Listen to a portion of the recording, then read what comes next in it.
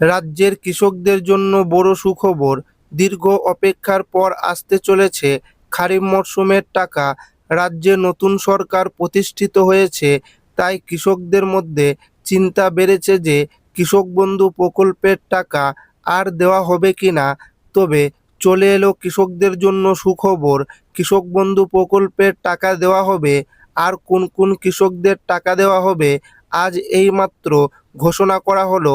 তো কৃষক বন্ধু প্রকল্পের খারিফ মরশুমের টাকা কত তারিখ থেকে দেওয়া শুরু হবে, কারা কারা খারিফ মরশুমের টাকা পাবে না, সমস্ত কিছু জানাবো আজকের এই ভিডিওটিতে এবং আপনাদেরকে প্রমাণ সমেত দেখাবো। তাই ভিডিওটি প্রথম থেকে শেষ পর্যন্ত দেখবেন এবং আপনি কোন জেলা থেকে দেখছেন অবশ্যই কমেন্টে লিখে জানাবেন। লক্ষ লক্ষ কৃষকদের জন্য সুখবর। কৃষক বন্ধু খারিফ মরশুমের টাকার তারিখ। দীর্ঘ অপেক্ষার পর কৃষক বন্ধু প্রকল্পের টাকা নিয়ে বড় আপডেট সামনে এসেছে। বিভিন্ন সূত্র অনুযায়ী কৃষকদের ব্যাংক অ্যাকাউন্টে টাকা পাঠানোর প্রক্রিয়া শুরু হতে চলেছে। অর্থাৎ যারা কৃষক বন্ধু প্রকল্পের আওতায় রয়েছেন এবং প্রথম কিস্তির 5,000 টাকা পাওয়ার জন্য অপেক্ষায় রয়েছেন, বর্তমানে বিভিন্ন জেলায় ভেরিফিকেশন চলার কারণে টাকা দিতে কিছুটা সময় লাগছে। বর্তমানে যেসব বিষয়ে বেশি যাচাই চলছে তার মধ্যে রয়েছে যেসব ব্যক্তির নাম ভোটার তালিকায় নেই, অর্থাৎ এসআইআরে যাদের নাম ওঠেনি এবং প্রয়োজনীয় নথি আপডেট করা হয়নি, মৃত কৃষকের নামে ভুয়ো তথ্য দিয়ে আবেদন করা ব্যক্তিদের, এই সমস্ত ব্যক্তিদের কিন্তু ইতিমধ্যেই ভেরিফিকেশন বা যাচাই চলছে। সরকারের যাচাইয়ের মাধ্যমে প্রকৃত ও যোগ্য কৃষকদের তালিকা প্রস্তুত করার কাজ চলছে বলে বিভিন্ন সূত্রে জানা যাচ্ছে। অন্যদিকে প্রকৃত কৃষকদের জন্য বড় সুখবর। এই যাচাই প্রক্রিয়া শেষ হওয়ার পরেই টাকা দেওয়া শুরু হবে বলে আশা করা যাচ্ছে। কৃষক বন্ধু প্রকল্পে বছরে সর্বোচ্চ 10,000 টাকা থেকে শুরু করে সর্বনিম্ন 4,000 টাকা দেওয়া হয়। অন্যদিকে ভূমিহীন কৃষক পরিবারগুলি বছরে মোট 4,000 টাকা পেয়ে থাকেন, অর্থাৎ প্রতি কিস্তিতে 2,000 টাকা করে দেওয়া হয়। তবে ভবিষ্যতে টাকার পরিমাণ বৃদ্ধি নিয়ে আলোচনা হলেও এখনো পর্যন্ত সরকারের তরফে কোনো চূড়ান্ত ঘোষণা হয়নি। কৃষক বন্ধু প্রকল্পে বর্তমানে প্রশাসনের পক্ষ থেকে ভুয়ো আবেদনকারীদের চিহ্নিত করার কাজও জোর কদমে চলছে।